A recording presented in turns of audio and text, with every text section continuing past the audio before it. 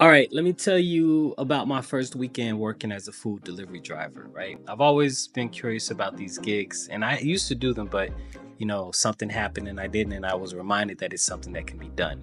So I decided to give it a shot. I thought, what better way to see how they compare than to try them both back to back?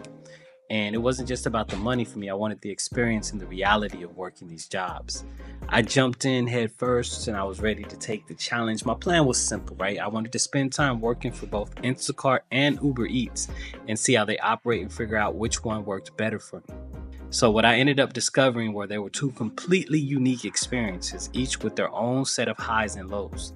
And from navigating from grocery store aisles to breezing through quick restaurant pickups, I learned a lot. And it's not just about the apps, but about myself and what I value in a job, right? So it was about seeing how far I could push myself, how quickly I could adapt, and what it really takes to make these side hustles work. So I wanted this thing to be a straightforward experiment, but it turned out to be so much more. So my journey with Instagram started with what they call batches. These are basically assigned orders, and they're the foundation of how this thing operates. So each batch, it comes with a payout, and then the average amount is about $18 to $20, maybe 26, give or take, right? Which is pretty good. So this sounds pretty straightforward. Let's see what happens, right? So I accepted my first batch and got inside the store, right? When I got inside, the reality of what I signed up for hit me, right? Imagine walking through the store with an app guiding you to list specific items to pick up. At first, it felt like fun, but then it kind of became overwhelming. And here's where it gets tricky.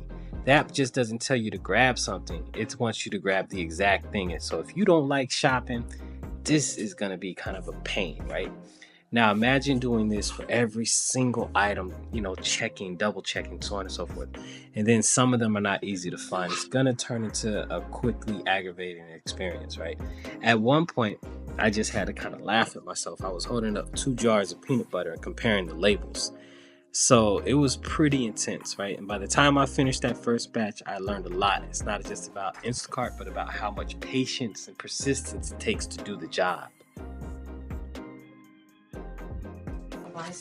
All right, then it's the checkout procedures, and that's where it got interesting. So since I didn't have my physical Instacart payment card, I had to rely on the virtual card that comes through Apple Pay, right? So picture this: I'm standing at the register.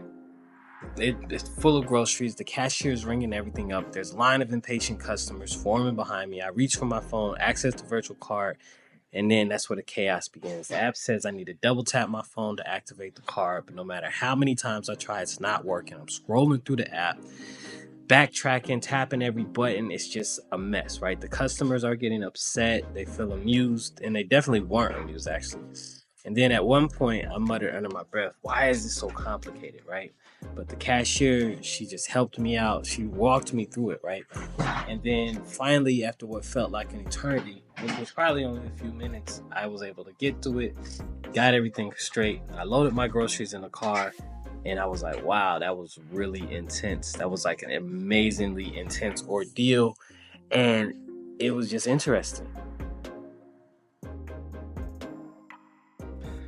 All right, so my next order took me to CVS, and I thought, all right, this should be a breeze, smaller store, fewer items. This will be easier, right? When I arrived, everything was fine. The app loaded my list. I walked through the aisles, and I was like, this is about to be quick, right? I grabbed the items I needed and headed straight to the register, feeling like, man, I'm finally getting the hang of this.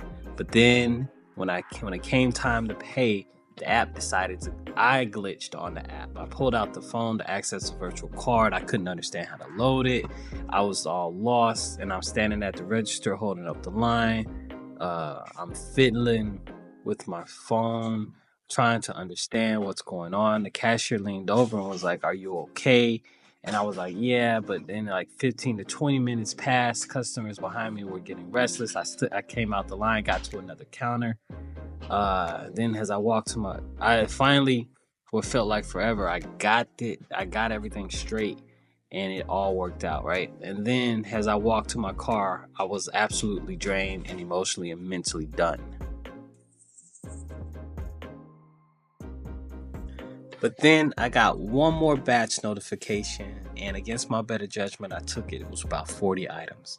The moment I saw the list on my phone, I knew it was going to be something. The aisles felt endless, and my cart quickly filled up, right? Every few seconds, I'd be stopping to scan an item, and of course, there was the tricky ones, like the time I needed a specific brand of peanut butter, but they had like 10 or 12 options. At one point, I got a fresh produce section. I had to weigh some collards. It was like 1.7 pounds, and it had to be exact. And then there was no one to help, and the store felt like a ghost town. And then, just when I thought the worst was over, it gets canceled, right? I was ready to call it a day. I was frustrated, but somehow I took another delivery, and this time, instead of groceries, it was furniture. Bookshelves to be exact. And I was like, oh my God. So there I'm lugging these bookshelves, sweating like I'm in the middle of a gym session. I remember pausing, like, what am I doing? And by the time I delivered the last bookshelf, I was exhausted. Instacart didn't just feel like a side hustle, it was like a workout program disguised as a delivery service. I was sore, tired, and I was like, man, I'm over this. After that, right? So then I decided to do Uber Eats. I needed a change of pace, and it was like stepping into a whole different world, right? It all was simpler, smoother, and it was just less stressful, right? With Uber Eats, the process is streamlined from start to finish. I get a notification for an order, a gentle ping or whatever. I check the details with one tap, and then boom, I'm on my way. No wandering the aisles, no grocery list, no scanning barcodes or fumbling with Apple Pay. All I had to do was show up at the restaurant, confirm the order, grab the bag, head to the customer location. That was it. Once I arrived, the customer were ready, waiting. They'd meet, get their food, and that was it. And what was interesting is it's all just so easy. There was no heavy lifting, no comparing prices, no dealing with long lines or crowded stores. It was just me, my car, the open road. And that was great. Compared to the chaotic and unpredictable nature of Instacart, Uber Eats was like a relief. It felt effortless and almost enjoyable, to tell you the truth. It was definitely a change, definitely good. I mean, I really enjoyed just being on the road and like looking at the sky. It was cool. So here's what I learned. Instacart is physically and mentally demanding. You're walking almost like miles. You're lifting heavy items and dealing with the frustration of finding the right products, but it pays better. Uber Eats, on the other hand, is a smoother, more relaxing experience. The pay order is lower, but the ease of it makes up for that, and I can see myself doing Uber Eats more often. Both services are great options for making extra cash. Whether you want to work out with Instacart or laid back experience with Uber Eats, they each have their own pros and cons. And for me, it was about the flexibility. So I hope this helps. Peace.